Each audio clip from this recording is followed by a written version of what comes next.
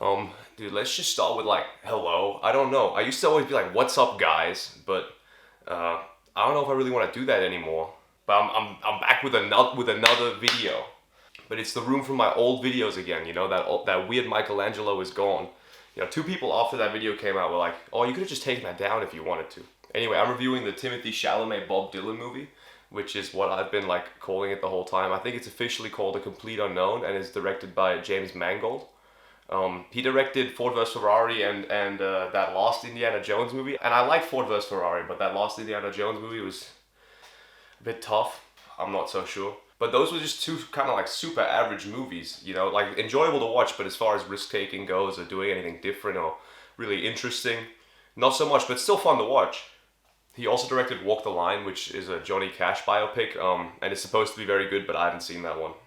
But doing just a super mid biopic is like probably the most played out thing of all. At the same time, though, it's at this point kind of refreshing. We had the Pharrell Williams Lego movie. Now we have the Monkey movie, and nobody actually knows who Robbie Williams is. In Germany, he's pretty popular. Like they always play that like "Loving Angels" song or whatever at the end of the night at the club. And through it all, she offers me protection, a lot of love and affection, whether I'm right or wrong. But turns out in the U.S. and Australia, not so popular. My little brother thought it was Robin Williams biopic, and it's still crazy.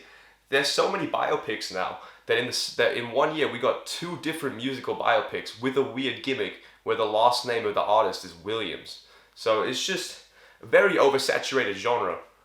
Still, when that first trailer with The Hard Rain's Gonna Fall came out, I was pretty hyped. I mean, Timothée Chalamet, who I used to be a bit jealous of, by the way, it's like he's just this like skinny dude. It's like what does he have that I don't? You know, just a skinny dude. But then you get a little older and it's like the bad blood is over. And then June 2, he was in June 2. He was so good in June 2, you know. And now he's my boy T-Shal. I think that's really a sign of emotional maturity when you have a nickname for an A-list celebrity that doesn't know you. And I mean, T-Shal and Bob Dylan, you know this is about to be one of the best collabs of all time. And to be honest, I had no idea like what the interest for this thing would be like. But with like a very good marketing campaign, my cinema was full. And you have to think about it, that's a full cinema to basically like where you've just tricked a bunch of people into listening to 2 hours of music that they would normally consider absolute ass. Dude, I actually just set up again, sorry. I don't know if I just messed something up, but I just set up again to say two more things. I was really ready for this movie. Like, I was even thinking about growing out that Timothée Chalamet goatee for this review, but I would have had to wait another week to shoot it in that case. I even went to like an advanced screening with an interview with the director and star of the film, and it was a bit awkward and weird. But, you know, I was ready for this. I was fully hyped for this movie. So hyped. If I had to compare it to another biopic, the easiest one would be Bohemian Rhapsody. It suffers from similar but not as bad narrative pacing issues. I mean, in that movie, Freddie Mercury looks at a cow and writes Bohemian Rhapsody. And in this movie, Bob Dylan watches the news and then writes Masters of War. Which, to be honest, works because the film does put at least like some effort into showing like, look, this is the environment that Bob Dylan and Joan Baez and Pete Seeger were working in. Like, this is what was going on around them. I swear there's like an anti-communist sign like in the first, like one of the first few shots of the movie, it like says like "Red or Dead" or something. And also to the film's credit, Bob Dylan doesn't even necessarily know like how he wrote those. He's just like, oh, something came over me. So I guess they tried at least. But this like need to pace this movie so quickly and tell like a story that I think in this case takes place over 4 years in 2 hours results in a lot of ideas being touched on but never fully fleshed out. And the movie never takes the time to explain anything he's doing. His switch to electric, they spend a lot of time explaining why he might want to do that. Like that, they touch on at least a little bit his psychology behind. But there's a section fairly early on in this movie about a love triangle. And Bob Dylan seems to just do things for no reason and seemingly without any consequence. There's a scene where Bob Dylan and Sylvia Russo, portrayed by Ella Fanning, are arguing. And this might be 15 minutes after like her character is first introduced. And one scene after any sort of conflict in their relationship is introduced. By all means, it's their first ever argument, and boom, he's instantly writing "Don't think twice, it's alright." This movie doesn't really get any deeper than that into like Dylan's psychology. And that's the problem with this sort of biopic, is when it's cut over so many years, it can touch on a lot of stuff, but never really delve deeper into anything. To their credit, like Bob Dylan is a very private person, so it might have been harder to get into like his relationships for them. But Fantano made a good point. It's basically by not showing what he was thinking, he just comes across as an ass.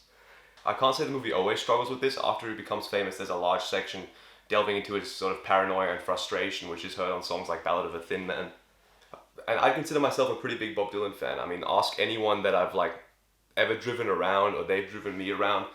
I'll play a couple of that. I'll play a bit of that music. They never like it, never. But I'll always try. I even bought these sunglasses before the movie came out, just so everyone knew that it's like, guys, I was on track to this style long before Timothée Chalamet. Way ahead of my time on this one. I mean, I've been looking at them all year. I did only buy them in December though. But even though I do consider myself a fan, to be honest, I've never really like looked into his like relationships and stuff. And I think this movie does still tell like an interesting story that I didn't know about. Like the movie just starts with him arriving in New York, boom, his backstory. Nobody really knows. I mean, Wikipedia has an idea, but in his songs or whatever, you'd never know. I'm gonna take these sunglasses off again. I'm a little bit silly. And Timothée does a voice. It takes some getting used to, I can't lie. For the most part, it works. It actually works in every scene except this one. Oh yeah, they were singing cowboys that come through, teach me all sorts of funny chords. And they pass through in the shows in Kansas or Dakotas. Yeah, these chords I learned from a cowboy named Wigglefoot. But no, I have to say, he does a really good job. Everyone in the cast does, particularly Monica Barbaro and Ella Fanning, who portrayed Joan Baez, and Sylvia Russo. I had to learn a lot of names for this. And that's why this movie's biggest advantage is Bob Dylan. In general, having such a magnetic protagonist, excellently played by Thimothée, except for that one voice slip-up. That's really this movie's biggest advantage.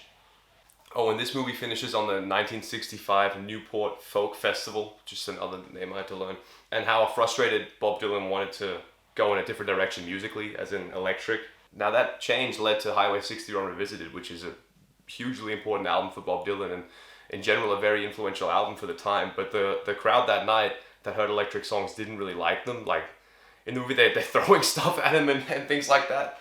Now I have to say that sequence was shot excellently and sounded great. I mean, Chalamet's performance of Like a Rolling Stone was epic, but it leaves you as an audience member feeling somewhat deflated. And it's like, if you read a little bit more about what happened, there's a lot of interesting things that they left out, I guess, for brevity. Now I have to say, in the film's final scenes, they make up for this sort of deflated feeling, and overall the film wraps up very nicely. And some ideas, some of the relationship ideas, for example, are only fully ever fleshed out as they end. And as far as the music goes, I think most people will really like it, to be honest. From what I understand, a lot was shot live. I think there was some stuff pre-recorded, but the fact that Timothée Chalamet was sitting there like hours at a time, just playing live, and then that's a nightmare to edit too, I think is really impressive. Look, for me personally, I'm biased, because as soon as he started playing Girl from North Country, I was in. I was on board. I was ready. And to be honest, I think if you're not a Bob Dylan fan, this movie will do a good job of introducing you to some of his music that is more easy to listen to and good. I don't know how to feel, I guess. Maybe I should be worried to start gatekeeping, you know? Like, hey, I was a fan. Look at me, I'm a committed fan. I bought the glasses. I'm committed. More than you are. I'm gonna rate this one Fantano style as well. Strong 7. Maybe mid to decent to strong 7, and then it's a decent 7. Light to decent 7. I don't know exactly how he does it, but one of those ones. Very enjoyable, but definitely can't rate such a simple movie any higher than that, to be honest. With these flaws. But it's probably the best possible version of watching Bob Dylan do stuff for 2 hours they could have done.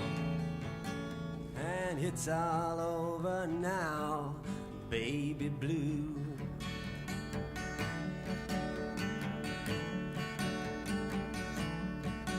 And also, I'm so sorry about the Yeezy video, but do I have to make it any more obvious? It's like, you look everywhere else, new music, very good, and then you look at Kanye's fan base now, and what Two Bad Albums and Anti-Semitism does.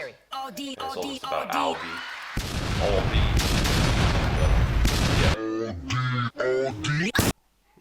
Thanks for watching.